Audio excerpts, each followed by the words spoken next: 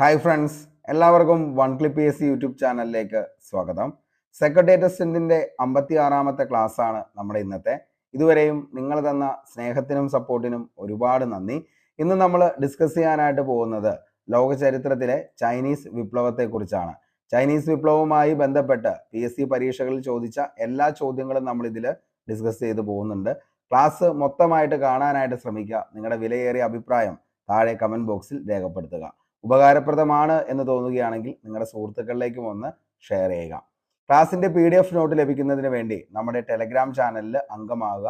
അതിന്റെ ലിങ്ക് താഴെ ഡിസ്ക്രിപ്ഷൻ ബോക്സിൽ അവൈലബിൾ ആണ്. അപ്പൊ നമുക്ക് നേരെ ഇന്നത്തെ ടോപ്പിക്കിലേക്ക് പോകാം. നമ്മളിന്ന് പറയാനായിട്ട് പോകുന്നത് ചൈനീസ് വിപ്ലവത്തെ കുറിച്ചാണ്. അപ്പോൾ ചൈനയിലെ രാജവാഴ്ചയ്ക്ക് അന്ത്യം കുറിച്ച് റിപ്പബ്ലിക്കൻ ഭരണത്തിന് തുടക്കം കുറിച്ച വിപ്ലവം ഏതാണെന്ന് ചോദിച്ചാൽ അതാണ് ചൈനീസ് വിപ്ലവം എന്ന് പറയുന്നത്. ഓക്കെ, അപ്പോൾ ചൈനയിൽ രാജവാഴ്ചയ്ക്ക് അന്ത്യം കുറിച്ച് റിപ്പബ്ലിക്കൻ ഭരണത്തിന് തുടക്കം കുറിച്ച വിപ്ലവം ഏതാണെന്ന് ചോദിച്ചാൽ അതാണ് ചൈനീസ് വിപ്ലവം എന്ന് പറയുന്നത്.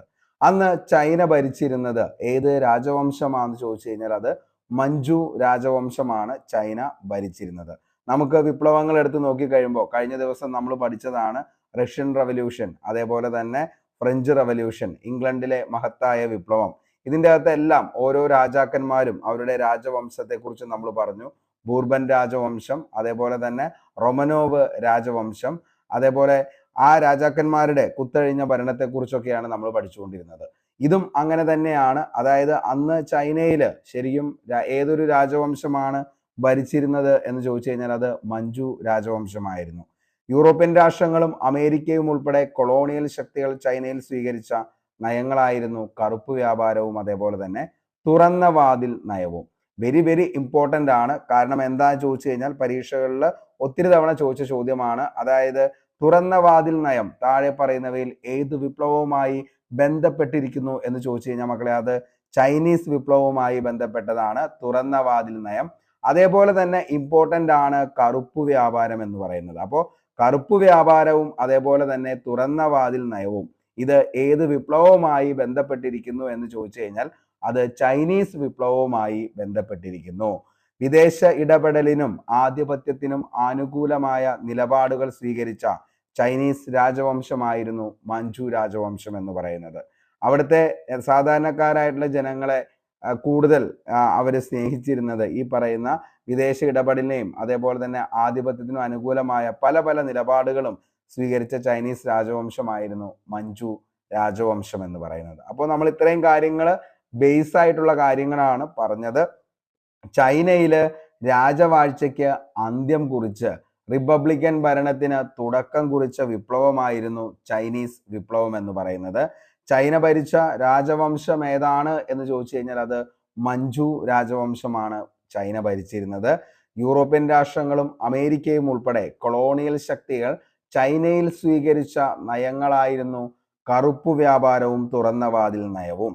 ഈ കറുപ്പ് വ്യാപാരവും അതേപോലെ തന്നെ തുറന്ന വാതിൽ നയവും കൊണ്ടാണ് ചൈനീസ് ജനത അത്രത്തോളം പൊറുതിമുട്ടി അവസാനം എന്ത് ചെയ്യുന്നത് സാമ്പത്തിക ഭദ്രത എന്നേക്കുമായിട്ട് അവിടെ നശിക്കാനിടയാകുന്നത്. അതിനെക്കുറിച്ചൊക്കെ നമ്മൾ പറയും. വിദേശ ഇടപെടലും ആധിപത്യത്തിനും അനുകൂലമായ നിലപാടുകളായിരുന്നു അന്ന് ഈ ചൈനീസ് രാജവംശം ആയ മഞ്ചു രാജവംശം സ്വീകരിച്ചിരുന്നത്. നമുക്കറിയാം ചൈന എന്ന് പറയുന്നത് അന്ന് സ്വതന്ത്രമായിട്ടും ബാക്കിയുള്ള രാജ്യങ്ങളൊക്കെ ഓരോ ബ്രിട്ടീഷ് കാരുടെ കോളനികളും അങ്ങനെയൊക്കെ ആയിട്ടായിരുന്നു അന്ന് നിലകൊണ്ടിരുന്നത്. നമുക്കറിയാം ഇന്ത്യ എന്ന് പറയുന്നത് ബ്രിട്ടന്റെ കോളനി ആയിരുന്നു.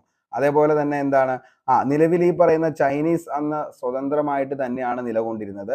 അതേപോലെ തന്നെ അന്ന് വൻകിട, അതായത് അന്ന് നമുക്കറിയാം നമ്മൾ അറൈവൽ ഓഫ് യൂറോപ്യൻസ് എന്ന് പറയുന്ന ഒരു ടോപ്പിക്കിൽ പറയുന്നതാണ് ചൈനക്കാരും അതേപോലെ തന്നെ അറബികളുമായിട്ടുള്ള ഒരു ബന്ധം ഇന്ത്യക്ക് അന്ന് ഉണ്ടായിരുന്നു. അപ്പോൾ ആദ്യമായിട്ട് പോർട്ടുഗീസുകാർ ഇവിടെ വരുന്നതിന് മുമ്പ് തന്നെ നല്ലൊരു ബന്ധം ആരുമായിട്ടുണ്ടായിരുന്നു? ചൈനക്കാരും അറബികളുമായിട്ടുണ്ടായിരുന്നു. അപ്പോൾ അത്യാവശ്യം നല്ല രീതിയിൽ എന്താണ് വ്യാപാരം അല്ലെങ്കിൽ ട്രേഡ് നടത്തിക്കൊണ്ടിരുന്ന ഒരു രാജ്യം തന്നെയായിരുന്നു ഏതെന്ന് പറയുന്നത് ചൈന എന്ന് പറയുന്നത്. ചൈനയുടെ ഏറ്റവും വലിയ പ്രത്യേകത എന്തായിരുന്നു എന്ന് ചോദിച്ചാൽ മക്കളെ, ചൈനക്കാര് എന്താണ് നിലവിൽ ഈ പറയുന്ന ട്രേഡ്, അതായത് മറ്റുള്ള രാജ്യങ്ങളിലേക്ക് കയറ്റുമതികൾ മാത്രമാണ് ചെയ്തിരുന്നത്. അതുകൊണ്ടുണ്ടാക്കുന്ന വൻ ലാഭം ചൈന സർക്കാരിന് കിട്ടിയിരുന്നു. അപ്പോൾ തിരിച്ചൊന്നും എങ്ങോട്ടില്ല ഈ പറയുന്ന ചൈനയിലേക്ക് ഇറക്കുമതി ചെയ്യേണ്ട ആവശ്യകത ഉണ്ടായിരുന്നില്ല. കാരണം ചൈനയിലെ ജനങ്ങൾ എന്ന് പറയുന്നത് അവർക്ക് വേണ്ടത് എന്താണോ എന്നുള്ളത് അവർ തന്നെ നിർമ്മിച്ചുകൊണ്ടിരുന്ന ഒരു കൂട്ടം ജനതയാണ്. അപ്പൊ അതുകൊണ്ട് തന്നെ ചൈനയ്ക്ക് മറ്റുള്ള രാഷ്ട്രങ്ങളെ ആശ്രയിക്കേണ്ടതായിട്ട് വരുന്നുമില്ല. എന്നാൽ ചൈനയെ ബാക്കിയുള്ള രാജ്യങ്ങൾക്ക് എന്ത് ചെയ്യേണ്ടി വന്നു? ആശ്രയിക്കേണ്ടതായിട്ടും വരുന്നു. അപ്പൊ അങ്ങനെ വരുമ്പോൾ സാമ്പത്തികമായിട്ടും ചൈന എന്ന് പറയുന്നത് വളരെ നല്ല രീതിയിലേക്ക് പോവുകയും ബാക്കിയുള്ള രാജ്യങ്ങൾ, ബ്രിട്ടൻ ഉൾപ്പെടെയുള്ള രാജ്യങ്ങൾക്ക് എന്താണ് വളരെയധികം സാമ്പത്തിക നഷ്ടം ഈ ഒരു എന്താണ് സംഭവം കൊണ്ട് വരികയാണ്. അതിന്റെ ഏറ്റവും വലിയ ഉദാഹരണമാണ് നമ്മുടെ കറുപ്പ് വ്യാപാരം എന്ന് പറയുന്നത്. കാരണം എന്താണെന്ന് ചോദിച്ചു കഴിഞ്ഞാൽ ചൈന യൂറോപ്പിലേക്ക് കയറ്റുമതി ചെയ്തിരുന്ന ഉൽപ്പന്നങ്ങൾ എന്തൊക്കെയാണെന്ന് ചോദിച്ചു കഴിഞ്ഞാൽ വെരി വെരി ഇമ്പോർട്ടൻ്റ് ആണ്. പട്ട്, അതേപോലെ തന്നെ തേയില, മൺപാത്രങ്ങൾ, ഇവയൊക്കെ എന്താണ് ചൈന യൂറോപ്പിലേക്ക് കയറ്റുമതി ചെയ്തു. പക്ഷേ എന്ത് ചെയ്തിട്ടില്ല? ചൈന തിരിച്ചൊന്നും ഇങ്ങോട്ടേക്ക് ഇറക്കുമതി ചെയ്യുന്നുമില്ല. അങ്ങോട്ടേക്ക് കയറ്റുമതി ചെയ്യുന്നു. അതേപോലെ തന്നെ ആ കയറ്റുമതി ചെയ്ത സാധനങ്ങൾക്കൊക്കെ എന്ത് ചെയ്യുന്നു? നല്ല രീതിയിൽ അവിടെ മാർക്കറ്റ് ഉണ്ട്. അതുകൊണ്ട് തന്നെ നല്ല രീതിയിൽ അവർക്ക് സമ്പത്ത് ഉണ്ടാക്കാനായിട്ട് ചൈനയ്ക്ക് സാധിക്കുന്നു. പക്ഷെ തിരിച്ചൊന്നും എന്ത് ചെയ്യുന്നില്ല? ഇങ്ങോട്ടേക്ക് വരുന്നില്ല. അപ്പോൾ ചൈനയിലേക്ക് വരുന്ന കപ്പലുകളിലെല്ലാം എന്താണ്? തിരിച്ച് അങ്ങോട്ടേക്ക് എന്ത് ചെയ്തുകൊണ്ടിരിക്കുകയാണ്? ഇവിടെ ചൈനയിൽ ഉണ്ടാക്കുന്ന കളിമൺപാത്രങ്ങള്, അതേപോലെ തന്നെ തേയില, അതേപോലെ തന്നെ പട്ട് എന്നൊക്കെ ഉള്ളത് യൂറോപ്പിൽ അത്രത്തോളം എന്താണ് അവിടെയുള്ള ആൾക്കാർക്ക് വൻ ഡിമാൻഡാണ്. അതുകൊണ്ട് തന്നെ ഇവിടുന്ന് ധാരാളം എന്താണ് കയറ്റുമതികൾ പോകുന്നുണ്ട്. പക്ഷെ അവിടെ നിന്നും ഇങ്ങോട്ടേക്ക് വരുന്ന കപ്പലുകൾ എന്ന് പറയുന്നത് വെറുതെ, അതായത് കാലിക്കപ്പലുകളാണ് ഇങ്ങോട്ട് വന്നുകൊണ്ടിരുന്നത് ചൈനയിലേക്ക്. ഇവിടെ നിന്ന് എന്ത് ചെയ്യുന്നു? ഈ പറയുന്ന പ്രൊഡക്റ്റുകളൊക്കെ കയറ്റി വൻകിട ലാഭത്തോടു കൂടിയാണ് ചൈന അങ്ങോട്ടേക്ക് കയറ്റുമതി ചെയ്തുകൊണ്ടിരുന്നത്. ഇത് എന്ത് ചെയ്യാണ്?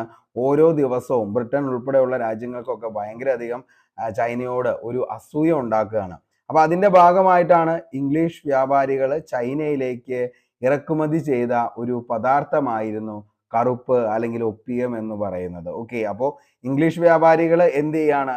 ഇങ്ങനെ ചൈനയിലേക്ക് ഓരോ ദിവസവും കയറ്റുമതി ചെയ്യുന്ന കപ്പലുകൾ വരുന്ന വഴി, അതായത് ആ കയറ്റുമതി ചെയ്യാനായിട്ട് വരുന്ന കപ്പലുകൾ കാലിക്കപ്പലിന്റെ അകത്ത് എന്ത് ചെയ്യാണ്?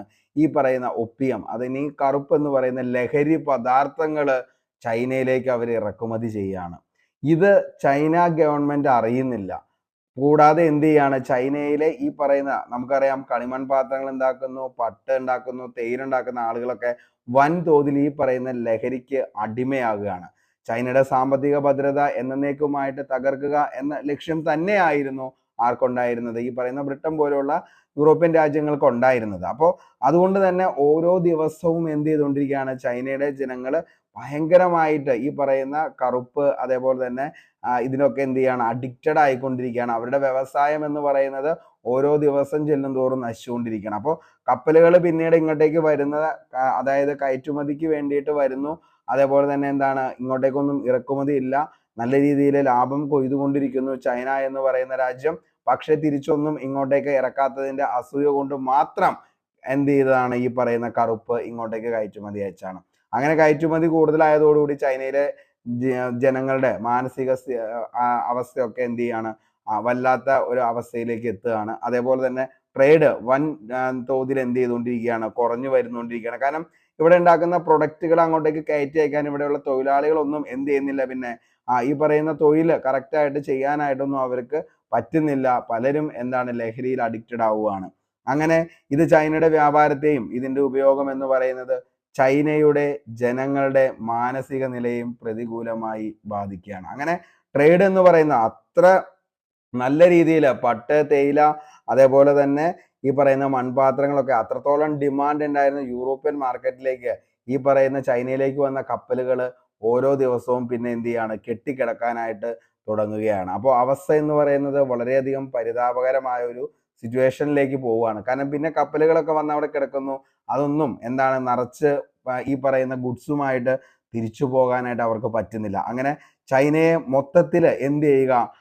എന്നേക്കുമായിട്ട് അവരെ നശിപ്പിക്കുക എന്നുള്ള ഉദ്ദേശത്തോടു കൂടി തന്നെയായിരുന്നു കറുപ്പ് അല്ലെങ്കിൽ ഒപ്പിയം എന്ന് പറയുന്ന ഈ ഒരു പ്രൊഡക്റ്റ് ചൈനയിലേക്ക് വന്ന കപ്പലുകളിൽ ഈ പറയുന്ന രാജ്യങ്ങളൊക്കെ എന്ത് ചെയ്തുകൊണ്ടിരുന്നത്? കയറ്റുമതി ഇറക്കുമതി ചെയ്തുകൊണ്ടിരുന്നത്. ഓക്കെ, ഇതിനെ തുടർന്ന് വീണ്ടും ചൈനയും ബ്രിട്ടനും തമ്മിൽ ഭയങ്കരമായ യുദ്ധങ്ങളിലേക്ക് പോവാണ്. അങ്ങനെ മക്കളെ 2 യുദ്ധങ്ങളാണ് ഇവിടെ നടന്നത് എന്നുള്ളത് ഓർത്തു വയ്ക്കുക. ഒന്നാം കറുപ്പ് യുദ്ധവും അതേപോലെ തന്നെ രണ്ടാം കറുപ്പ് യുദ്ധവും. അപ്പോൾ ഈ ഒരു അതായത് ചൈനയിലേക്ക് ഇറക്കുമതി ചെയ്ത കറുപ്പ് എന്ന് വീണ്ടും എന്ത് ചെയ്യാണ് ചൈനീസ് ഗവൺമെന്റ് കണ്ടുപിടിക്കപ്പെടുകയാണ്. അതുകൊണ്ടാണ് ഇവിടുത്തെ ട്രേഡ് എന്നേക്കുമായിട്ട് എന്ത് ചെയ്യുന്നത് നാമാവശേഷമാകുന്നതും ഇവിടുത്തെ ജനങ്ങൾ എന്ന് പറയുന്നത് അവർക്ക് എന്ത് ചെയ്യാണ് ഇതിന്റെ ഉപയോഗം ഭയങ്കരമായി കൂടുന്നതോടുകൂടി മാനസിക നിലയെയും അവരെ പ്രതികൂലമായി ബാധിക്കുകയാണ്. അപ്പൊ അതുകൊണ്ട് തന്നെ അവര് ഒരു തീരുമാനത്തിലെത്താണ്. ഇത് വാൺ ചെയ്യാനായിട്ട് ബ്രിട്ടൻ പോലുള്ള രാജ്യങ്ങളോട് പറഞ്ഞെങ്കിലും അവരത് തയ്യാറാവുന്നില്ല. പിന്നീടാണ് ചൈനയും ബ്രിട്ടനും തമ്മിൽ യുദ്ധത്തിലേക്ക് പോകുന്നത്. ആ യുദ്ധം അറിയപ്പെട്ട പേരാണ് കറുപ്പ് യുദ്ധം എന്ന പേരിൽ അറിയപ്പെട്ടത്. അപ്പോൾ താഴെ പറയുന്നവയിൽ കറുപ്പ് യുദ്ധവുമായി ബന്ധപ്പെട്ടത് ഏത് യുദ്ധമാണ് എന്ന് ചോദിച്ചു കഴിഞ്ഞു കഴിഞ്ഞാൽ അത് ഏതാണ്? ചൈനീസ് വിപ്ലവമാണ്. അപ്പൊ കറുപ്പ് യുദ്ധം ഏത് വിപ്ലവവുമായി ബന്ധപ്പെട്ടിരിക്കുന്നു എന്ന് ചോദിച്ചാൽ മക്കളെ ഏതാണ്? ചൈനീസ് വിപ്ലവവുമായി ബന്ധപ്പെട്ടിരിക്കുന്നു. അന്ന് ചൈന ഭരിച്ചിരുന്ന രാജവംശമായിരുന്നു ഏതെന്ന് പറയുന്നത്? മഞ്ജു രാജവംശം എന്ന് പറയുന്നത്. വെരി വെരി ഇമ്പോർട്ടന്റ് ആണ് മഞ്ജു രാജവംശം. ഓക്കെ, ഇനി ഇതിനെ തുടർന്ന് ചൈനയും ബ്രിട്ടനും തമ്മിൽ നടന്ന യുദ്ധമാണ് കറുപ്പ് യുദ്ധം എന്ന് പറയുന്നത്. ഒന്നാം കറുപ്പ് യുദ്ധം നടന്ന വർഷം എന്നാ ചോദിച്ചാൽ ഒന്നാം കറുപ്പ് യുദ്ധം എന്നാ നടന്നത്? 1839 മുതൽ 1842 വരെ നടന്ന യുദ്ധമായിരുന്നു ഒന്നാം കറുപ്പ് യുദ്ധം എന്ന് പറയുന്നത്. അപ്പോൾ ഒന്നാം കറുപ്പ് യുദ്ധം നടന്ന വർഷം മകളെ വെരി വെരി ഇമ്പോർട്ടന്റ് ആണ്. 1839 മുതൽ 1842 വരെ നടന്ന യുദ്ധമാണ് ഒന്നാം കറുപ്പ് യുദ്ധം. ഒന്നാം കറുപ്പ് യുദ്ധത്തിനുള്ള പ്രധാന കാരണം എന്താ ചോദിച്ചു കഴിഞ്ഞാൽ കാന്റൺ കറുപ്പ് പാർട്ടിയാണ്. അപ്പോൾ കാന്റൺ കറുപ്പ് പാർട്ടി ഏത് വിപ്ലവ? അതായത് ചൈനീസ് വിപ്ലവമാണ്. അതിൻ്റെ അകത്ത് ഏതായിരുന്നു മെയിൻ ആയിട്ട് നമ്മൾ പഠിച്ചത്? അതായത് കറുപ്പ് യുദ്ധവുമായി ബന്ധപ്പെട്ടാണ് കാന്റൺ കറുപ്പ് പാർട്ടി. ഒന്നാം കറുപ്പ് യുദ്ധത്തിന്റെ ഫലമായി ബ്രിട്ടൻ പിടിച്ചെടുത്ത ചൈനീസ് പ്രദേശം ഏതാന്ന് ചോദിച്ചാൽ അപ്പോൾ ഒന്നാം കറുപ്പ് യുദ്ധത്തിന്റെ ഭാഗമായിട്ട് എന്താണ് ബ്രിട്ടൻ പിടിച്ചെടുത്ത ചൈനീസ് പ്രദേശമായിരുന്നു ഹോങ്കോങ്. ഏതാണ്? ഹോങ്കോങ് ആണ്. ഓക്കെ, അപ്പോ ഒന്നാം കറുപ്പ് യുദ്ധത്തിന്റെ ഫലമായി ബ്രിട്ടൻ പിടിച്ചെടുത്ത ചൈനീസ് പ്രദേശം ഏതാണെന്ന് ചോദിച്ചു കഴിഞ്ഞാൽ അത് ഹോങ്കോങ് ആണ്. ചൈനയ്ക്ക് ഹോങ്കോങ് തിരികെ ലഭിക്കുകയാണ് 1997. ഒന്നാം കറുപ്പ് യുദ്ധം അവസാനിക്കാൻ കാരണമായ ഉടമ്പടി ഏതാണ്? ഒരിക്കൽ PSC ചോദിച്ച ചോദ്യമാണ്. ഒന്നാം കറുപ്പ് യുദ്ധം അവസാനിക്കാൻ കാരണമായ ഉടമ്പടി ഏതാണ് എന്ന് ചോദിച്ചാൽ അത് നാൻകിൻ ഉടമ്പടിയാന്നുള്ളത് ഓർത്തു വയ്ക്കുക. അപ്പോൾ ഒന്നാം കറുപ്പ് യുദ്ധം അവസാനിച്ച ഉടമ്പടി ഏതാണ്? നാൻകിൻ ഉടമ്പടിയാണ്. രണ്ടാം കറുപ്പ് യുദ്ധം നടന്ന വർഷം ചോദിച്ചു കഴിഞ്ഞാൽ 1856 മുതൽ 1860 വരെയാണ് രണ്ടാം കറുപ്പ് യുദ്ധം നടന്ന വർഷം എന്ന് പറയുന്നത്. ഓക്കെ, അപ്പോൾ ഇത്രയും മെയിൻ ആയിട്ടുള്ള സംഭവമാണ്, ഉറപ്പായിട്ടും പഠിച്ചു വെക്കണം. അപ്പോൾ നമ്മൾ പറഞ്ഞ കാര്യങ്ങൾ ഞാൻ ഒന്നുകൂടി ഓടിച്ചു പറയാം. കറുപ്പ് വ്യാപാരം എന്ന് പറയുന്നത് ഇതാണ്. ഈ പറയുന്ന കറുപ്പ് വ്യാപാരം നടന്നത് അങ്ങനെ ആരൊക്കെ തമ്മിൽ? ബ്രിട്ടനും അതേപോലെ തന്നെ ചൈനയും തമ്മിൽ നടന്ന യുദ്ധമാണ് കറുപ്പ് യുദ്ധം എന്ന് പറയുന്നത്. കറുപ്പ് യുദ്ധം എന്ന് പറയുന്നത് 2 കറുപ്പ് യുദ്ധമാണ് നിലവിൽ നടന്നത്. ഒന്നാം കറുപ്പ് യുദ്ധവും രണ്ടാം കറുപ്പ് യുദ്ധവും. എന്തായിരുന്നു ഇതിന്റെ റീസൺ എന്ന് ചോദിച്ചു കഴിഞ്ഞാൽ ചൈന യൂറോപ്പിലേക്ക് കയറ്റുമതി ചെയ്തിരുന്ന ഉൽപ്പന്നങ്ങളായിരുന്നു ഏതൊക്കെ? പട്ട്, തേയില, മൺപാത്രങ്ങൾ എന്ന് പറയുന്നത്. ഇത് ചൈനീസ് സാധനങ്ങളായിട്ടുള്ള പട്ട്, തേയില, മൺപാത്രങ്ങൾ യൂറോപ്യൻ മാർക്കറ്റിൽ വൻ ഡിമാൻഡ് ആയതുകൊണ്ട് തന്നെ ധാരാളം എന്ത് ചെയ്തു? കയറ്റുമതി ചെയ്തിരുന്നു ചൈനക്കാര്. എങ്ങോട്ടേക്ക്? ഈ പറയുന്ന യൂറോപ്പിലേക്ക്. അതിന്റെ ഭാഗമായിട്ട് എന്താണ് നിലവിൽ ചൈന വളരെയധികം സാമ്പത്തികമായിട്ട് മെച്ചപ്പെടുകയും എന്നാൽ ബാക്കിയുള്ള രാജ്യങ്ങളിൽ നിന്നും യാതൊരു പ്രൊഡക്റ്റും എന്ത് ചെയ്തിരുന്നില്ല? ചൈന ഇങ്ങോട്ടേക്ക് ഇറക്കുമതി ചെയ്തില്ല. ഇത് എന്താണ് നിലവിൽ ഈ പറയുന്ന യൂറോപ്യൻ രാജ്യങ്ങളെ ആയിട്ടുള്ള പ്രത്യേകിച്ച് ബ്രിട്ടൻ ഉൾപ്പെടെയുള്ള രാജ്യങ്ങൾക്ക് എന്ത് ചെയ്യാണ്? വൻതോതിൽ എന്ത് ചെയ്യാണ്? ചൈനയോട് അസൂയ ഉണ്ടാവുകയാണ്. അതിന്റെ ഫലമായിട്ടാണ് അവരെന്ത് ചെയ്യുന്നത്? അതായത് ചൈനയിലേക്ക് വരുന്നത്, അതായത് ചൈനയിൽ നിന്നും കയറ്റുമതിക്ക് വേണ്ടിയിട്ട് വരുന്ന കപ്പലുകളിൽ അവരെന്ത് ചെയ്യാണ്? ഈ പറയുന്ന ഒപ്പിയം അല്ലെങ്കിൽ കറുപ്പ് ധാരാളമായിട്ട് കയറ്റി ഇങ്ങോട്ടേക്ക് വിടുകയാണ്. ഈ കയറ്റുമതി ചെയ്ത സാധനങ്ങൾ ഇങ്ങോട്ടേക്ക് വരികയും ഇതിന്റെ ഉപയോഗം ചൈനീസ് ജനതയുടെ വ്യാപാരത്തെയും അതേപോലെ തന്നെ മാനസിക നിലയെയും പ്രതികൂലമായി ബാധിക്കുകയാണ്. അങ്ങനെ ചൈനയുടെ സാമ്പത്തികമായി ഉള്ള ഭദ്രത എന്നേക്കുമായിട്ട് അവതാളത്തിലാവുകയാണ്. അല്ലെങ്കിൽ അതെന്ത് ചെയ്യാണ്? നശിക്കാനിടയാവുകയാണ്. കാരണം എന്താ ചോദിച്ചാൽ ചൈനീസ് ജനങ്ങൾ പിന്നീട് എന്ത് ചെയ്യാണ്? ഈ പറയുന്ന കറുപ്പില് അമിതമായിട്ട് അഡിക്റ്റഡ് ആവുകയും വ്യാപാരത്തിലുള്ള ശ്രദ്ധ അവരുടെ കുറയുകയും തൽഫലമായിട്ട് ഇങ്ങോട്ടേക്ക് വന്ന കപ്പലുകളിൽ അവർക്ക് വേണ്ടത്ര ഗുഡ്സ് കയറ്റി അങ്ങോട്ടേക്ക് അയക്കാനായിട്ട് പറ്റാത്ത സിറ്റുവേഷനിലേക്ക് പോകണം. പിന്നീടാണ് ഇത് ആരറിയുന്നത്? ചൈനീസ് ഗവൺമെന്റ് അറിയുകയും ആ ചൈനീസ് ഗവൺമെന്റും ബ്രിട്ടനും തമ്മിൽ നടന്ന യുദ്ധമാണ് എന്തെന്ന് പറയുന്നത്? കറുപ്പ് യുദ്ധം എന്ന് പറയുന്നത്. ഒന്നാം കറുപ്പ് യുദ്ധം 1839 മുതൽ 1842 വരെയാണുള്ളത് ഓർത്തു വയ്ക്കുക. ഇനി രണ്ടാം കറുപ്പ് യുദ്ധം എന്ന് പറയുന്നത് 1856 മുതൽ 1860 വരെയാന്നുള്ളതും ഓർത്തു വയ്ക്കുക. ഒന്നാം കറുപ്പ് യുദ്ധം അവസാനിച്ച ഉടമ്പടി എന്താന്ന് ചോദിച്ചു കഴിഞ്ഞാൽ അത് നാൻകിൻ ഉടമ്പടിയാന്നുള്ളതും ഓർത്തു വയ്ക്കുക. ഒന്നാം കറുപ്പ് യുദ്ധത്തിന്റെ ഫലമായി ബ്രിട്ടൻ പിടിച്ചെടുത്ത ചൈനീസ് പ്രദേശം ഏതാണെന്ന് ചോദിച്ചാൽ മകളെ അത് ഏതാണ്? അത് ഹോങ്കോങ് ആണെന്നുള്ളതും ഓർത്തു വയ്ക്കുക. അപ്പൊ ഇത്രയും കാര്യങ്ങളെങ്കിലും എന്ത് ചെയ്യണം? കറുപ്പ് യുദ്ധവും അതേപോലെ തന്നെ നമ്മുടെ ചൈനീസ് വിപ്ലവവുമായി ബന്ധപ്പെട്ട ബേസ് ആയിട്ടുള്ള കാര്യമാണെന്നുള്ളത് ഓർത്തു വയ്ക്കുക. ഓക്കെ, ഇനി അടുത്തതാണ് തുറന്ന വാതിൽ നയം എന്ന് പറയുന്നത്. താഴെ പറയുന്നവയിൽ തുറന്ന വാതിൽ നയം ഏത് വിപ്ലവവുമായി ബന്ധപ്പെട്ടിരിക്കുന്നു എന്ന് ചോദിച്ചിട്ടുണ്ട്. അതേതാണ്? അത് ഈ പറയുന്ന നമ്മുടെ ചൈനീസ് വിപ്ലവവുമായി ബന്ധപ്പെട്ട മറ്റൊരു കാര്യമാണ് തുറന്ന വാതിൽ നയം എന്ന് പറയുന്നത്.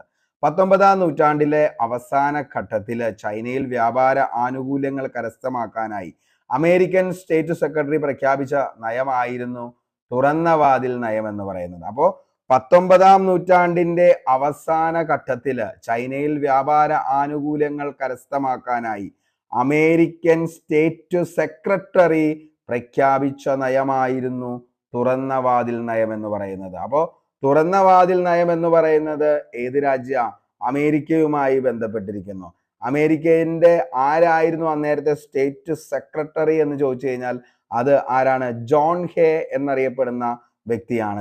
ഈ പുള്ളിക്കാരനാണ് നിലവിലെ വ്യക്തി. അതായത് ജോൺ ഹേ എന്ന് പറയുന്നത് അന്ന് അമേരിക്കയുടെ സ്റ്റേറ്റ് സെക്രട്ടറി ആയിരുന്ന വ്യക്തിയായിരുന്നു ജോൺ ഹേ എന്നറിയപ്പെടുന്നത്.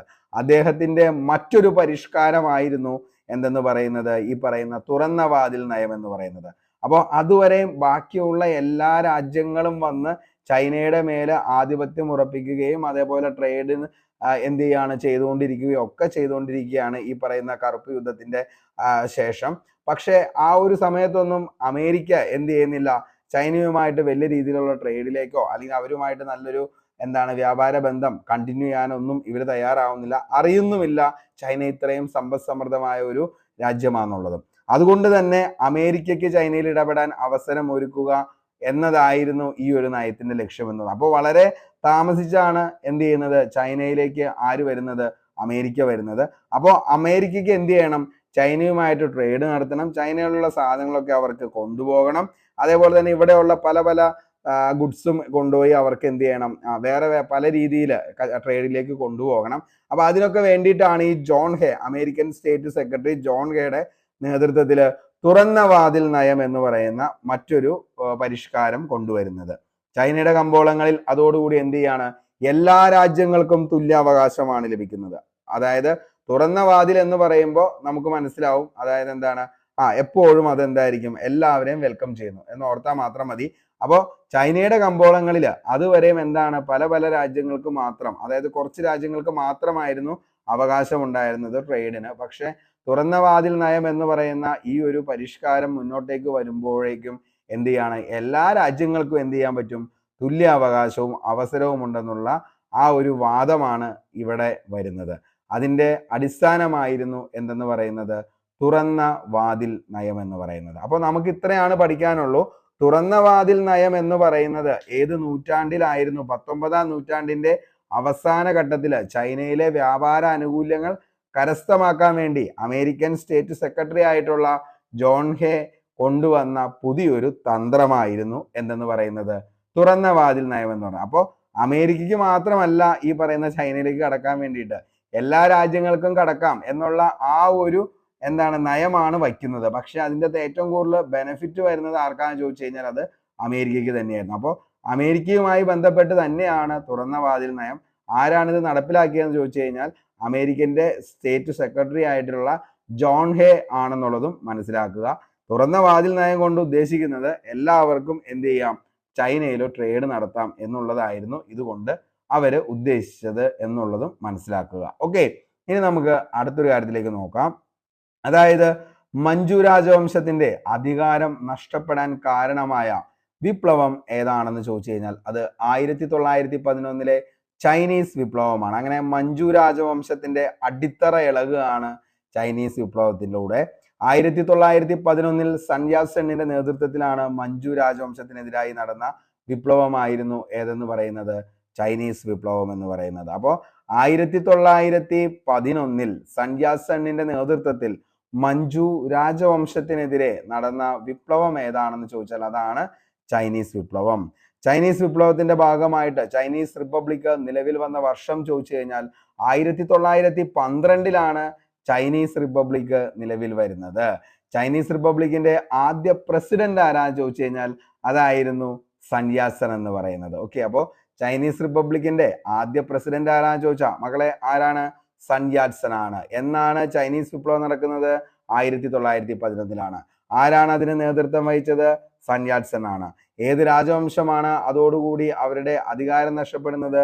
മഞ്ജു രാജവംശമാണ്. അപ്പോൾ ഇത്രയും ഇമ്പോർട്ടന്റ് ആണ്. മഞ്ജു രാജവംശത്തിന്റെ അധികാരം നഷ്ടപ്പെടുന്നു.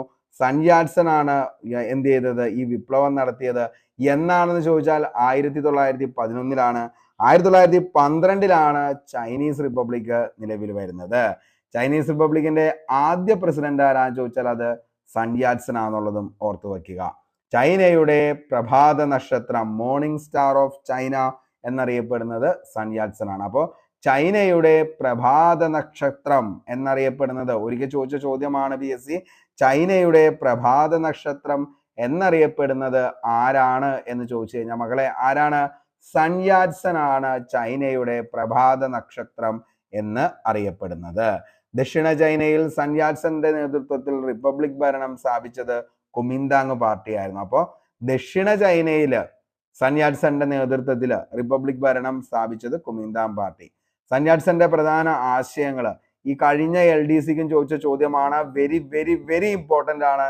ഇനിയും ചോദിക്കാൻ ചാൻസ് ഉണ്ട്. അപ്പോൾ സൻ യാറ്റ് സെന്റെ പ്രധാന ആശയങ്ങളിൽ ഉൾപ്പെട്ടത് ഏതാണ് അല്ലെങ്കിൽ ഉൾപ്പെടാത്തത് ഏതാണ് എന്ന് ഇനിയും ചോദിക്കാം. അപ്പോൾ സൻ യാറ്റ് സെന്റെ 3 ആശയങ്ങൾ very very very very important ആണ്. മകളെ പഠിച്ചു വെച്ചോ. ഒന്നാമത്തെ ദേശീയത, രണ്ടാമത്തെ ജനാധിപത്യം, മൂന്നാമത്തെ സോഷ്യലിസം. ഓക്കെ, അപ്പോൾ സൻ യാറ്റ് സെന്റെ പ്രധാന ആശയങ്ങൾ ഏതൊക്കെയാന്ന് ചോദിച്ചാൽ ഏതൊക്കെയാണ്? ദേശീയത 1, 2 ജനാധിപത്യം, 3 സോഷ്യലിസം. ഉറപ്പായിട്ടും ഇനിയും നമുക്ക് ചോദിക്കാം ഈ ഒരു ചോദ്യം. സൻ യാറ്റ് സെന്റെ പ്രധാനപ്പെട്ട ആശയങ്ങളിൽ ഉൾപ്പെട്ടത് താഴെ പറയുന്നവയിൽ ഏതെല്ലാമാണ്? അല്ലെങ്കിൽ ഉൾപ്പെടാത്തവ മാത്രം എന്ത് ചെയ്യുക? തിരഞ്ഞെടുക്കുക. അപ്പൊ ഈ 3 കൂടെ ഒന്നും കൂടി വന്നു കഴിഞ്ഞാൽ എന്താണ്? നിലവിൽ ഉൾപ്പെടാത്തതാണ്. അപ്പൊ നമ്മൾ എന്ത് ചെയ്യണം? അത് തിരഞ്ഞെടുക്കാനായിട്ട് പറ്റണമെങ്കിൽ ഈ 3 പഠിച്ചു വെക്കണം. അപ്പൊ ഒന്നുകൂടി നോക്കിക്കോ. ദേശീയത, ജനാധിപത്യം, സോഷ്യലിസം, ഈ 3 സൻ യാറ്റ് സെന്റെ 3 പ്രിൻസിപ്പിൾസ് ഓഫ് ദ പീപ്പിൾ എന്ന് പറയുന്നത്. ഓക്കെ, അപ്പോൾ സൻ യാറ്റ് സെന്റെ ഈ 3 ആശയങ്ങളെ വിളിച്ചിരുന്നതാണ് 3 പ്രിൻസിപ്പിൾസ് ഓഫ് ദ പീപ്പിൾ എന്നറിയപ്പെട്ടത്. താഴെ പറയുന്നവയിൽ ഏതൊക്കെയാന്ന് ചോദിച്ചാൽ 3 പ്രിൻസിപ്പിൾസ് ഓഫ് ദ പീപ്പിൾ ഏതൊക്കെയാ? ദേശീയത, ജനാധിപത്യം, സോഷ്യലിസം. അങ്ങനെ തന്നെ പഠിച്ചു വെക്കണം. വെരി വെരി ഇമ്പോർട്ടന്റ് ആണ്. അപ്പോൾ LDC 2024 ചോദിച്ച ചോദ്യമാണ്. അപ്പോൾ ഇതും ഉറപ്പായിട്ട് നിങ്ങൾ എന്ത് ചെയ്യുക? പഠിച്ചു വെക്കുക. അടുത്തത് ദേശീയത. അതിൻ്റെ അകത്ത് ദേശീയത എന്ന് പറഞ്ഞു കഴിഞ്ഞാൽ എന്താണ്? മഞ്ചൂരിയൻ പ്രദേശക്കാരായ മഞ്ജു രാജവംശത്തെയും സാമ്രാജ്യത്വ ശക്തികളെയും പുറത്താക്കുക എന്നതാണ് ദേശീയത കൊണ്ട് അർത്ഥമാക്കുന്നത്. അപ്പോൾ ദേശീയത എന്ന് ചോദിച്ചു കഴിഞ്ഞാൽ മഞ്ചൂരിയൻ പ്രദേശക്കാരായ മഞ്ജു രാജവംശത്തെയും സാമ്രാജ്യത്വ ശക്തികളെയും പുറത്താക്കുക എന്നതാണ് ദേശീയത കൊണ്ട് ഉദ്ദേശിക്കുന്നത്. അടുത്തതാണ് ജനാധിപത്യം എന്ന് പറയുന്നത്. എന്താണ്? ജനാധിപത്യ ഭരണം സ്ഥാപിക്കുക. മൂന്നാമത്തെയാണ് സോഷ്യലിസം എന്ന് പറയുന്നത്. മൂലധനത്തെ നിയന്ത്രിക്കുകയും ഭൂമി തുല്യമായി വിതരണം നടത്തുകയും ചെയ്യുക.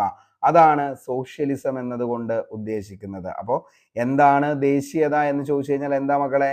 മഞ്ചൂരിയൻ പ്രദേശക്കാരായ മഞ്ജു രാജവംശത്തെയും സാമ്രാജ്യത്വ ശക്തികളെയും പുറത്താക്കുക. 2 ജനാധിപത്യം, ജനാധിപത്യ ഭരണം സ്ഥാപിക്കുക. 3 സോഷ്യലിസം, മൂലധനത്തെ നിയന്ത്രിക്കുകയും ഭൂമി തുല്യമായി വിതരണം ചെയ്യുകയും ചെയ്യുക. അടുത്തത് പടിഞ്ഞാറൻ രാഷ്ട്രങ്ങളുമായി സമത്വം വേണമെന്ന് ആവശ്യപ്പെട്ട സൻ യാറ്റ് സെൻ ചൈനയുമായി വിദേശികൾ ഒപ്പിട്ട അന്യായമായ ഉടമ്പടികൾ റദ്ദാക്കാൻ തീരുമാനിച്ചു. റഷ്യയുടെ സഹായം വിവിധ മേഖലകളിൽ ചൈനയ്ക്ക് ലഭിക്കുകയും ചൈനീസ് കമ്മ്യൂണിസ്റ്റ് പാർട്ടി രൂപീകൃതമാവുകയും ചെയ്തു. അപ്പോൾ പടിഞ്ഞാറൻ രാഷ്ട്രങ്ങളുമായി സമത്വം വേണമെന്ന് ആവശ്യപ്പെട്ട സൻ യാറ്റ് സെൻ ചൈനയുമായി വിദേശികൾ ഒപ്പിട്ട അന്യായമായ ഉടമ്പടികൾ റദ്ദാക്കാൻ തീരുമാനിച്ചു. റഷ്യയുടെ സഹായം വിവിധ മേഖലകളിൽ ചൈനയ്ക്ക് ലഭിക്കുകയും ചൈനീസ് കമ്മ്യൂണിസ്റ്റ് പാർട്ടി രൂപീകൃതമാവുകയും ചെയ്തു. ഇനി 1925 സൻ യാറ്റ്-സെന്നിന്റെ മരണശേഷം അധികാരത്തിൽ വന്ന നേതാവായിരുന്നു ചിയാൻ കൈഷക്ക്. ഓർത്തുവച്ചോ, 1925 സൻ യാറ്റ്-സെന്നിന്റെ മരണശേഷം അധികാരത്തിൽ വന്ന നേതാവാണ് ചിയാൻ കൈഷക്ക്. ചൈനയിൽ സൈനിക ഏകാധിപത്യ ഭരണത്തിന് തുടക്കം കുറിച്ചത് ആരാന്ന് ചോദിച്ചാൽ അതുമാര് തന്നെയാ, ചിയാൻ കൈഷക്കാണ്. അപ്പോൾ ചൈനയിൽ സൈനിക ഏകാധിപത്യ ഭരണത്തിന് തുടക്കം കുറിച്ചത് ആരാണ് എന്ന് ചോദിച്ചാൽ മക്കളെ ആരാണ്? ചിയാൻ കൈഷക്കാണ്. ചൈനീസ് കമ്മ്യൂണിസ്റ്റ് പാർട്ടി രൂപം കൊണ്ട വർഷം 1921 ചൈനീസ് കമ്മ്യൂണിസ്റ്റ് പാർട്ടി രൂപം കൊണ്ടത്.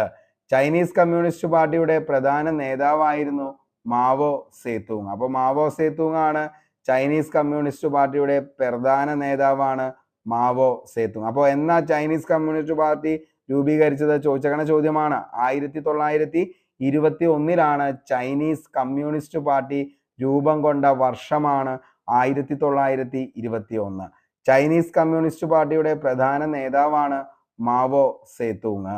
കമ്മ്യൂണിസ്റ്റുമായുള്ള സഹകരണം ഉപേക്ഷിച്ച് ചിയാങ് കൈഷക്ക് അമേരിക്ക അടക്കമുള്ള വിദേശ ശക്തികൾക്ക് ചൈനയിൽ യഥേഷ്ടം ഇടപെടാൻ അവസരമൊരുക്കി. ചൈനയുടെ കൽക്കരി, ഇരുമ്പ് വ്യവസായങ്ങൾ, ബാങ്കിംഗ്, വിദേശ വ്യാപാരം തുടങ്ങിയ മേഖലകളെ എല്ലാം നിയന്ത്രിച്ചിരുന്നത് വിദേശ രാജ്യങ്ങൾ തന്നെയായിരുന്നു. ചിയാങ് കൈഷക്കിന്റെ നയങ്ങളെ കമ്മ്യൂണിസ്റ്റുകൾ എതിർത്തതിനെ തുടർന്ന് അവർ ക്രൂരമായി നേരിട്ടുകയും ചെയ്തു. ഇനി അതിൻ്റെ അകത്ത് നമുക്ക് പഠിക്കാനുള്ള ഇമ്പോർട്ടൻ്റ് ആയിട്ടുള്ള മറ്റൊരു കലാപമായിരുന്നു ബോക്സർ കലാപം എന്ന് പറയുന്നത്. അതായത് മഞ്ചു രാജവംശത്തിനെതിരെ ചൈനയിൽ പ്രവർത്തിച്ചിരുന്ന ചില രഹസ്യ സംഘടനകൾ സംഘടിപ്പിച്ച കലാപമാണ് ബോക്സർ കലാപം എന്ന് പറയുന്നത്. ഓക്കെ, അപ്പോൾ മഞ്ചു രാജവംശത്തിനെതിരെ ചൈനയിൽ പ്രവർത്തിച്ചിരുന്ന ചില രഹസ്യ സംഘടനകൾ സംഘടിപ്പിച്ച കലാപമാണ് ബോക്സർ കലാപം എന്ന് പറയുന്നത്. ഓക്കെ, അപ്പോൾ മഞ്ചു രാജവംശത്തിനെതിരെ ചൈനയിൽ പ്രവർത്തിച്ചിരുന്ന ചില രഹസ്യ സംഘടനകൾ സംഘടിപ്പിച്ച കലാപമാണ് ബോക്സർ കലാപം.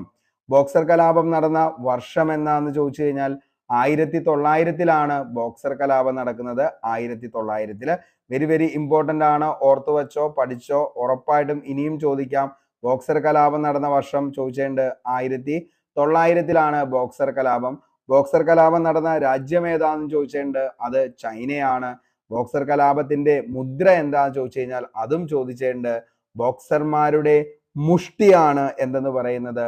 ബോക്സർ കലാപത്തിന്റെ എന്താണ് മുദ്ര എന്ന് പറയുന്നതാണ് എന്ത്? ബോക്സർമാരുടെ മുഷ്ടിയാണ് ബോക്സർ കലാപത്തിന്റെ മുദ്ര എന്ന് പറയുന്നത്. ബോക്സർ കലാപം പരാജയപ്പെട്ടുവെങ്കിലും പിൽക്കാല വിപ്ലവങ്ങൾക്കെല്ലാം ശക്തി പകർന്നത് എന്ത് തന്നെയാണ്? ബോക്സർ കലാപം തന്നെയാണ്. അപ്പോൾ മഞ്ചു രാജവംശത്തിനെതിരെ ചൈനയിൽ പ്രവർത്തിച്ചിരുന്ന ചില രഹസ്യ സംഘടനകൾ സംഘടിപ്പിച്ച കലാപമാണ് ബോക്സർ കലാപം. ബോക്സർ കലാപം നടന്ന വർഷം ചോദിച്ചു കഴിഞ്ഞാൽ 1900 ബോക്സർ കലാപം നടന്നത്. ബോക്സർ കലാപം നടന്നത് ചൈന, നമുക്കറിയാം. എന്തായിരുന്നു ഇതിന്റെ മുദ്ര എന്ന് ചോദിച്ചു കഴിഞ്ഞാൽ ബോക്സർമാരുടെ മുഷ്ടിയാന്നുള്ളത് ഓർത്തു വയ്ക്കുക. ബോക്സർ കലാപം പരാജയപ്പെട്ടുവെങ്കിലും പിൽക്കാല വിപ്ലവങ്ങൾക്ക് ശക്തി പകർന്നത് ബോക്സർ കലാപമാണ്. ഇനി അടുത്തതാണ് ലോങ് മാർച്ച്. ലോങ് മാർച്ച് ഇല്ലാതെ എന്ത് ചൈനീസ് വിപ്ലവം, അല്ലെ? കർഷകരാണ് ചൈനയിലെ മുഖ്യ വിപ്ലവ ശക്തി എന്ന് വിശ്വസിച്ച മാവോ സേതൂങ് അവരെ സംഘടിപ്പിച്ച് കുമിന്താങ് പാർട്ടിയുടെ ദുർഭരണത്തിനെതിരെ പോരാട്ടം നടത്തുകയാണ്. ഓക്കെ, അപ്പോൾ കർഷകരായിരുന്നു ശരിയും എന്തെന്ന് പറയുന്നത് ചൈനയിലെ മുഖ്യ വിപ്ലവ ശക്തി എന്നുള്ളത് ആര് മനസ്സിലാക്കുന്നു? മാവോ സേതൂങ്. അങ്ങനെ അദ്ദേഹം കുമിന്താങ് പാർട്ടിക്കെതിരെ നടത്തിയ പോരാട്ടമായിരുന്നു ലോങ് മാർച്ച് എന്ന പേരിൽ അറിയപ്പെട്ടത്. ഇതിനായി അദ്ദേഹം രൂപീകരിച്ച സൈന്യത്തിന്റെ പേരായിരുന്നു ചുവപ്പ് സേന. ഓക്കെ, അപ്പോൾ ഇതിനായിട്ട് മാവോ സേതൂങ് രൂപീകരിച്ച സൈന്യത്തിന്റെ പേരായിരുന്നു ചുവപ്പ് സേന. ഓക്കെ, ചുവപ്പ് സേന, റെഡ് ആർമി എന്ന് പറയുന്നത്. ചിയാങ് കൈഷക് എന്ന ചൈനീസ് ഏകാധിപതിക്കെതിരെ 1934 ലോങ് മാർച്ച് സംഘടിപ്പിച്ച നേതാവാണ് മാവോ സേതൂങ് എന്ന് പറയുന്നത്. അപ്പോൾ ചിയാങ് കൈഷക് എന്ന് പറയുന്ന ചൈനീസ് ഏകാധിപതിക്കെതിരെയാണ് ആര് നടത്തിയത്? മാവോ സേതൂങ് ഈ പറയുന്ന ലോങ് മാർച്ച് നടത്തിയത്. 1934 കമ്മ്യൂണിസ്റ്റുകൾ മാവോ സേതൂങ്ങിന്റെ നേതൃത്വത്തിൽ തെക്കൻ ചൈനയിലെ കിയാങ്സിയിൽ നിന്ന് പടിഞ്ഞാറ് യനാനിൽ വരെ നടത്തിയ യാത്രയാണ് ലോങ് മാർച്ച് എന്ന് പറയുന്നത്. മകളെ, നമുക്ക് ലോങ് മാർച്ച് എന്ന് പറയുന്നതിന്റെ ഈ ഒരു സംഭവം നമുക്ക് സ്റ്റേറ്റ്മെന്റ് ലെവലിലുള്ള ഒരു ചോദ്യമായിട്ട് വേണമെങ്കിൽ ചോദിക്കാം. അപ്പോൾ എന്താണ് ഈ പറയുന്ന കർഷകർ ചൈനയിലെ മുഖ്യ വിപ്ലവ ശക്തി എന്ന് വിശ്വസിപ്പിച്ച മാവോ സേതുങ് അവരെ സംഘടിപ്പിച്ച് കുമിന്താങ് പാർട്ടിക്കെതിരെ നടത്തിയ പോരാട്ടമാണെന്നുള്ളത് നമുക്ക് പറയാം. ചുവപ്പ് സേന എന്ന് പറയുന്നതായിരുന്നു ഇവർ രൂപീകരിച്ച സൈന്യം എന്നുള്ളത് ഒരു സ്റ്റേറ്റ്മെന്റ് ആയിട്ട് പറയാം. അതേപോലെ തന്നെ ഇമ്പോർട്ടന്റ് ആണ്, എവിടെ മുതൽ എവിടെ വരെയാന്ന് ചോദിച്ചു കഴിഞ്ഞാൽ എവിടെ വരെയായിരുന്നു കമ്മ്യൂണിസ്റ്റുകൾ ഈ പറയുന്ന ലോങ് മാർച്ച് നടത്തിയത്? ആ തെക്കൻ ചൈനയിലെ കിയാങ്സിയിൽ നിന്ന് പടിഞ്ഞാറ് യനാൻ വരെ നടത്തിയ യാത്രയാണ് ലോങ് മാർച്ച്. ഓർത്തു വച്ചോ, വെരി വെരി ഇമ്പോർട്ടന്റ് ആണ്. എവിടെ മുതലാ? തെക്കൻ ചൈനയിലെ കിയാങ്സിയിൽ നിന്ന് പടിഞ്ഞാറ് യനാൻ വരെ നടത്തിയ യാത്രയാണ് ലോങ് മാർച്ച്. ഏകദേശം 12,000 കിലോമീറ്റർ സഞ്ചരിച്ച് മാവോയുടെ നേതൃത്വത്തിൽ ധാരാളം കൃഷിഭൂമികളും അനേകം ഗ്രാമങ്ങളും പ്രഭുക്കന്മാരിൽ നിന്നും പിടിച്ചെടുത്ത് അത് കർഷകർക്ക് നൽകിക്കൊണ്ടാണ് മാർച്ച് മുന്നോട്ടേക്ക് പോയത്. അപ്പോൾ 12,000 കിലോമീറ്റർ ആണ് മാവോയുടെ നേതൃത്വത്തിൽ എന്ത് ചെയ്യുന്നത്, ഈ ഒരു മാർച്ച് നടന്നത്. ഈ മാർച്ചിന്റെ സമയത്ത് വന്ന എല്ലാ ഭൂമികളും എന്ത് ചെയ്യാണ്, ഗ്രാമങ്ങളൊക്കെ പ്രഭുക്കന്മാരിൽ നിന്നും പിടിച്ചെടുത്ത് കർഷകർക്ക് നൽകിയാണ് ഈ ലോങ് മാർച്ച് നടത്തിയത്. ഓക്കെ, അതേപോലെ തന്നെ എന്ത് ചെയ്യാണ്, ഇതിൻ്റെ അകത്ത് നിലവിൽ ആർക്കെതിരെ ആയിരുന്നു എന്ന് ചോദിച്ചു കഴിഞ്ഞാൽ കുമിന്താങ് പാർട്ടിക്കും അതേപോലെ തന്നെ ആർക്കും എതിരായിരുന്നു, ചിയാങ് കൈഷക്കിനും എതിരായിട്ടാണ് ഈ ഒരു ലോങ് മാർച്ച് നടത്തിയത്. എവിടെ മുതൽ എവിടെ വരെ ആ ചോദിച്ചാൽ മക്കളെ വെരി വെരി ഇമ്പോർട്ടന്റ്. തെക്കൻ ചൈനയിലെ കിയാങ്സിയിൽ നിന്നും പടിഞ്ഞാറ് യനാൻ വരെ 12,000 കിലോമീറ്റർ ആണ് മാവോ സേതുങ്ങിന്റെ നേതൃത്വത്തിൽ ഈ ലോങ് മാർച്ച് നടത്തിയത് എന്നുള്ളത് ഓർത്തു വയ്ക്കുക. ഓക്കെ, അടുത്തതാണ് ചൈന റിപ്പബ്ലിക്കിലേക്ക്. എന്നാൽ 1937 ജപ്പാൻ ചൈനയെ ആക്രമിച്ചപ്പോൾ കമ്മ്യൂണിസ്റ്റുകാരും ഭിന്നത മറന്ന് പൊതുശത്രുവിനെതിരെ പോരാടി. 1945 ജപ്പാൻ പരാജയപ്പെട്ടതോടെ കമ്മ്യൂണിസ്റ്റുകാരും കുമിന്താങ്ങുകളും തമ്മിലുള്ള ആഭ്യന്തര യുദ്ധം വീണ്ടും ആരംഭിച്ചു. കമ്മ്യൂണിസ്റ്റുകാർക്കെതിരെ ആളും പണവും ആയുധവും സഹായിച്ച രാജ്യം ഏതാണെന്ന് ചോദിച്ചാൽ അത് അമേരിക്കയാണ്. എന്നാൽ ചുവപ്പ് സേനയുടെ നേതൃത്വത്തിലുള്ള ജനകീയ സൈന്യം ഗറില്ല യുദ്ധതന്ത്രങ്ങളിലൂടെ കുമിന്താങ്ങുകൾക്കെതിരെ ആഞ്ഞടിച്ചു. കുമിന്താങ് ഗവൺമെന്റിന്റെ ആസ്ഥാനമായ നാങ്കിങ് ജനകീയ സൈന്യം പിടിച്ചെടുത്തത് 1949 ഏപ്രിൽ 23-നാണ്. കുമിന്താങ് ഗവൺമെന്റിന്റെ ആസ്ഥാനമായ നാങ്കിങ് എന്ന് പറയുന്ന നാങ്കിങ്ങിനെ ജനകീയ സൈന്യം പിടിച്ചെടുത്തത്. അതേപോലെ തന്നെ മാവോ സേതുങ്ങിന്റെ നേതൃത്വത്തിൽ ജനകീയ റിപ്പബ്ലിക്കായ വർഷം, ചൈന മാവോ സേതുങ്ങിന്റെ നേതൃത്വത്തിൽ ജനകീയ റിപ്പബ്ലിക്കായത് 49 ഒക്ടോബർ 1-ആണ്. വെരി വെരി ഇമ്പോർട്ടന്റ് ചോദിച്ച ചോദ്യമാണ്. ചൈന മാവോ സേതുങ്ങിന്റെ നേതൃത്വത്തിൽ ജനകീയ റിപ്പബ്ലിക്കായത്, ചൈന ജനകീയ റിപ്പബ്ലിക് ആയ വർഷം എന്നാന്ന് ചോദിച്ചാൽ മക്കളെ അത് 1949 ഒക്ടോബർ 1 എന്നുള്ളത് ഓർത്തു വയ്ക്കുക. കുമിന്താങ് ഭരണത്തിന്റെ അധികാരം നഷ്ടമായതിനെ തുടർന്ന് കൈഷക്ക് രാഷ്ട്രീയ അഭയം തേടിയ രാജ്യം ഏതാന്ന് ചോദിച്ചാൽ അത് തായ്വാനാണ്. ഓക്കെ, അപ്പോൾ കുമിന്താങ് ഭരണത്തിന്റെ അധികാരം നഷ്ടമായതിനെ തുടർന്ന് ചിയാങ് കൈഷക്ക് രാഷ്ട്രീയ അഭയം തേടിയ രാജ്യമാണ് ഏതെന്ന് പറയുന്നത് തായ്വാൻ. പ്രധാനമന്ത്രിയായി അതോടുകൂടി തെരഞ്ഞെടുക്കുകയാണ് ഷൗ എൻലായിനെ. ഓക്കെ, അപ്പോൾ ഷൗ എൻലായിനെയാണ് പ്രധാനമന്ത്രിയായിട്ട് ജനകീയ റിപ്പബ്ലിക് 41 ഒക്ടോബർ 1 വരികയും പ്രധാനമന്ത്രിയായിട്ട് ഷൗ എൻലായിനെ തിരഞ്ഞെടുക്കുന്നു. ചൈനീസ് പീപ്പിൾസ് റിപ്പബ്ലിക്കിന്റെ ആദ്യ പ്രസിഡന്റാണ് മാവോ സേതുങ്. ചൈനീസ് സാംസ്കാരിക വിപ്ലവത്തിന് നേതൃത്വം നൽകിയ നേതാവാണ് മാവോ സേതുങ്. ചൈനയിൽ കമ്മ്യൂണിസ്റ്റ് വിപ്ലവം നടന്ന വർഷം എന്നാന്ന് ചോദിച്ചാൽ 1949. ചൈനയിൽ സാംസ്കാരിക വിപ്ലവം നടന്ന വർഷം 1966. വിപ്ലവം തോക്കിൻ കുഴലിലൂടെ, ഇങ്ങനെ തന്നെ PSC ചോദിച്ചിട്ടുണ്ട്. വിപ്ലവം തോക്കിൻ കുഴലിലൂടെ എന്ന് പറഞ്ഞത് ആരാന്ന് ചോദിച്ചു കഴിഞ്ഞാൽ അത് മാവോ സേതുങ് ആണ്. വിപ്ലവം തോക്കിൻ കുഴലിലൂടെ എന്ന് പറഞ്ഞത് മാവോ സേതുങ് ആണ്. മാവോ സേതുങ് എന്നാണ് അന്തരിച്ചതെന്ന് ചോദിച്ചു കഴിഞ്ഞാൽ 1976 മാവോ സേതുങ് അന്തരിച്ചത്. അപ്പോൾ മാവോ സേതുങ് എന്നാണ് അന്തരിച്ചത്?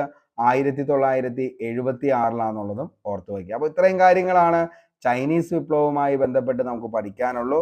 അപ്പോൾ പറഞ്ഞ കാര്യങ്ങളെല്ലാം ഞാനൊന്ന് ഇമ്പോർട്ടൻ്റ് ആയിട്ടുള്ളത് മാത്രം ഓടിച്ചൊന്ന് പറയാം. അപ്പോൾ ഒന്ന് ശ്രദ്ധിച്ച് കേട്ടിരുന്നോ. നിങ്ങൾ ശരിക്കും ഈ ഒരു ക്ലാസ് കാണുമ്പോൾ ഹെഡ്സെറ്റ് യൂസ് ചെയ്താണ് ക്ലാസ് കാണുന്നെങ്കിൽ 1-2 തവണ കേട്ട് കഴിഞ്ഞിട്ട് ഈ നോട്ട്സും വായിച്ച് വൈകുന്നേരം ക്വസ്റ്റ്യൻ ബോർഡിലൂടെ നിങ്ങൾ അറ്റൻഡ് ചെയ്യുകയാണെങ്കിൽ പക്ക ക്രിസ്റ്റൽ ക്ലാരിറ്റിയിൽ നിങ്ങൾക്ക് എന്ത് ചെയ്യാൻ പറ്റും, വരുന്ന എല്ലാ എക്സാമുകൾക്കും നിങ്ങൾക്ക് ഇതിൽ നിന്നും വരുന്ന എല്ലാ ചോദ്യവും എഴുതാനായിട്ട് പറ്റും. കാരണം അത്രയും ഡീറ്റെയിൽ ആയിട്ട് SCERT, NCERT, റെഫറൻസ് ബുക്കുകളെ എല്ലാം നമ്മൾ സെർച്ച് ചെയ്ത് കണ്ടെത്തിയിട്ട് തന്നെയാണ് നിങ്ങൾക്ക് ഇത്രയും അടിപൊളി ഒരു കിടിലൻ നോട്ട്സ് ഉൾപ്പെടെ നിങ്ങൾക്ക് പ്രൊവൈഡ് ചെയ്യുന്നത്. ഓക്കെ, അപ്പോൾ ചൈനയിൽ രാജവാഴ്ചയ്ക്ക് ആദ്യം കുറിച്ച റിപ്പബ്ലിക്കൻ ഭരണത്തിന് തുടക്കം കുറിച്ച വിപ്ലവം, അതാണ് ഏതെന്ന് പറയുന്നത്, ചൈനീസ് വിപ്ലവം എന്ന് പറയുന്നത്. അന്ന് ചൈന ഭരിച്ച രാജവംശം അറിയപ്പെട്ടത് മഞ്ചു രാജവംശം എന്ന പേരിലാണ്. അതേപോലെ തന്നെ ചൈനയിലെ നമുക്ക് ഏറ്റവും ഇമ്പോർട്ടൻ്റ് ആയിട്ടുള്ള 2 കാര്യങ്ങളാണ് നമുക്ക് പഠിക്കാനുള്ളത്. അത് യൂറോപ്യൻ ശക്തികളും അമേരിക്കയും ഉൾപ്പെടെ കൊളോണിയൽ ശക്തികൾ ചൈനയിൽ സ്വീകരിച്ച നയങ്ങളായിരുന്നു ആ 2 എണ്ണം. ഒന്ന് കറുപ്പ് വ്യാപാരം എന്ന് പറയുന്നതും രണ്ടാമത്തെയാണ് തുറന്ന വാതിൽ നയം. കറുപ്പ് വ്യാപാരത്തിന്റെ അകത്ത് മെയിനായിട്ട് നമുക്ക് പഠിക്കാനുള്ളത് ബ്രിട്ടനും ചൈനയും തമ്മിൽ നടന്ന യുദ്ധമാണ്. 2 കറുപ്പ് യുദ്ധമാണുള്ളത്. ഒന്ന് 1839-ലും 1842-ലും, 2 1856, 1860. അങ്ങനെ 2 കറുപ്പ് യുദ്ധമാണ് നടന്നത്. ഒന്നാം കറുപ്പ് യുദ്ധം എന്ന് പറയുന്നത് അവസാനിച്ച ഉടമ്പടി ചോദിച്ച നാൻകിൻ ഉടമ്പടിയാണെന്നുള്ളതും അതിന്റെ ഭാഗമായിട്ട് ചൈനയ്ക്ക് തിരിച്ചു കൊടുത്തത് ഹോങ്കോങ് തിരിച്ചു ലഭിച്ചത് 1997-ലാണെന്നുള്ളതും ഓർത്തു വയ്ക്കുക. ഒന്നാം കറുപ്പ് യുദ്ധത്തിന്റെ റീസൺ ചോദിച്ചാൽ കാൻഡൻ കറുപ്പ് പാർട്ടിയാന്നുള്ളതും ഓർത്തു വയ്ക്കുക. തുറന്ന വാതിൽ നയം, അന്ന് വരെയും നിലവിൽ അമേരിക്കയ്ക്ക് എന്തുണ്ടായില്ല, ചൈനയോട് പ്രത്യേകമായിട്ടൊരു താല്പര്യമൊന്നും ഉണ്ടായിരുന്നില്ല. പിന്നീട് ട്രേഡ് കൂടുതൽ മെച്ചപ്പെടുത്തുന്നതിനും ചൈനയിൽ അധികാരം സ്ഥാപിക്കാൻ വേണ്ടിയിട്ടും അമേരിക്കൻ സ്റ്റേറ്റ് സെക്രട്ടറി ആയിട്ടുള്ള ജോൺ ഹേയുടെ പുതിയൊരു പരിഷ്കാരം അല്ലെങ്കിൽ പുതിയൊരു തന്ത്രം അല്ലെങ്കിൽ പുതിയൊരു നയമായിരുന്നു എന്തെന്ന് പറയുന്നത്, തുറന്ന വാതിൽ നയം എന്ന് പറയുന്നത്. ഈ പറയുന്ന വ്യക്തിയാണ് ജോൺ ഹേ എന്നറിയപ്പെടുന്ന അമേരിക്കയുടെ സ്റ്റേറ്റ് സെക്രട്ടറി എന്നറിയപ്പെടുന്നത്. ചൈനീസ് വിപ്ലവം എങ്ങനെയാണെന്ന് ചോദിച്ചു കഴിഞ്ഞാൽ മഞ്ചു രാജവംശത്തിന്റെ അധികാരം നഷ്ടപ്പെടാൻ കാരണമായ വിപ്ലവമാണ് ഏതെന്ന് പറയുന്നത്, ചൈനീസ് വിപ്ലവം. 1911-ലാണ് ചൈനീസ് വിപ്ലവം നടക്കുന്നത്. ചൈനീസ് റിപ്പബ്ലിക്കിന്റെ ആദ്യ പ്രസിഡന്റ് ആയിരുന്നു സന്യാസൻ എന്ന് പറയുന്നത്. ചൈനീസ് റിപ്പബ്ലിക് നിലവിൽ വന്നത് 1912-ലാണുള്ളതും ഓർത്തു വയ്ക്കുക. സന്യാസനെ കുറിച്ച് പറയുമ്പോൾ ഏറ്റവും ഇമ്പോർട്ടൻ്റ് എന്ന് പറയുന്നത് 3 പ്രിൻസിപ്പിൾസ് ഓഫ് ദ പീപ്പിൾ എന്ന് പറയുന്നതാണ്. 1 ദേശീയത, 2 ജനാധിപത്യം, 3 സോഷ്യലിസം. വെരി വെരി ഇമ്പോർട്ടൻ്റ് ആണ്. കഴിഞ്ഞ LDC 2024 വരെ ചോദിച്ച ചോദ്യമാണ്. അതേപോലെ തന്നെ നമുക്ക് പറഞ്ഞു ബോക്സർ കലാപം, അതായത് എന്താണ്, മഞ്ചു രാജവംശത്തിനെതിരെ ചൈനയിൽ പ്രവർത്തിക്കുന്ന ചില രഹസ്യ സംഘടനകൾ സംഘടിപ്പിച്ച കലാപമാണ് ബോക്സർ കലാപം എന്ന് പറയുന്നത്. 1900-ലാണ് ഇത് നടന്നത്. ഇത് എന്തായിരുന്നു എന്ന് ചോദിച്ചു കഴിഞ്ഞാൽ ബോക്സർമാരുടെ മുഷ്ടിയായിരുന്നു ഇതിന്റെ മുദ്ര. പിൽക്കാലത്തെ എല്ലാ വിപ്ലവങ്ങൾക്കും ശക്തി പകർന്നത് ബോക്സർ കലാപമാണ്. Long March very very important. അപ്പോൾ തന്നെ നമ്മൾ ഓർക്കണം, കർഷകർക്ക് ചൈനയിലെ മുഖ്യ വിപ്ലവ ശക്തി എന്ന് മാവോ സേതോങ് സംഘടിപ്പിച്ച് കുമിന്താങ് പാർട്ടിക്കും ചിയാങ് കൈഷക്കിനുമെതിരെ നടത്തിയ പോരാട്ടമായിരുന്നു ലോങ് മാർച്ച്. എന്ന് ചോദിച്ചാൽ 1934-ലാണ്. എവിടെ മുതൽ എവിടെ വരെയാ? തെക്കൻ ചൈനയിലെ കിയാങ്സിയിൽ നിന്നും പടിഞ്ഞാറ് യനാൻ വരെ നടത്തിയ വലിയൊരു യാത്ര, അതാണ് ലോങ് മാർച്ച്. 12,000 കിലോമീറ്റർ ആയിരുന്നു എന്നുള്ളതും ഓർത്തു വയ്ക്കുക. അതേപോലെ തന്നെ പിന്നെ നമുക്ക് പറയാനുള്ളതാണ് ഈ പറയുന്ന ചൈനീസ് വിപ്ലവത്തിന് നേതൃത്വം നൽകിയ നേതാവായിരുന്നു മാവോ സേതുങ്. അതേപോലെ തന്നെ ഈ പറയുന്ന ചൈനീസ് നിലവില് ചൈനീസ് പ്രധാനമന്ത്രിയായി തെരഞ്ഞെടുക്കപ്പെട്ടത് ഷവിൻലായിനെയാണ്. ചൈന എന്നാണ് റിപ്പബ്ലിക് ആയതെന്ന് ചോദിച്ചാൽ 49 ഒക്ടോബർ 1-നാന്നുള്ളതും ഓർത്തു വയ്ക്കുക. അതേപോലെ തന്നെ ചൈനീസ് റിപ്പബ്ലിക്കിന്റെ ആദ്യ പ്രസിഡന്റാണ് മാവോ സേതുങ്. ചൈനീസ് സാംസ്കാരിക വിപ്ലവത്തിന് നേതൃത്വം നൽകിയ നേതാവും മാവോ സേതുങ് എന്നുള്ളതും ഓർത്തു വയ്ക്കുക. അപ്പൊ ഇത്രയും കാര്യങ്ങളാണ് നമ്മുടെ ഇന്നത്തെ ക്ലാസ്സിൽ ഡിസ്കസ് ചെയ്യാനായിട്ട് ഉദ്ദേശിച്ചത്. എല്ലാ കാര്യങ്ങളും ക്രിസ്റ്റൽ ക്ലാരിറ്റിയോട് തന്നെ നമ്മൾ പറഞ്ഞിട്ടുണ്ട്. ഇനി ഇതിന്റെ PDF നോട്ട് ലഭിക്കുന്നതിന് വേണ്ടിയിട്ടാണ് നിങ്ങൾ എന്ത് ചെയ്യേണ്ടത്, ടെലഗ്രാമിൽ ജോയിൻ ചെയ്യേണ്ടത്. അതേപോലെ വൈകിട്ട് എല്ലാ ദിവസവും നമ്മൾ ക്വസ്റ്റ്യൻ ബോൾ നമ്മൾ ചെയ്യുന്നുണ്ട്. അപ്പോൾ അതിൻ്റെ അകത്ത് നിങ്ങൾ എന്ത് ചെയ്യുക, എല്ലാവരും ഒന്ന് അറ്റൻഡ് ചെയ്യാനായിട്ട് ശ്രമിക്കുക. അപ്പോൾ അത്രയും കാര്യങ്ങളാണ് ചെയ്യാനുള്ളൂ.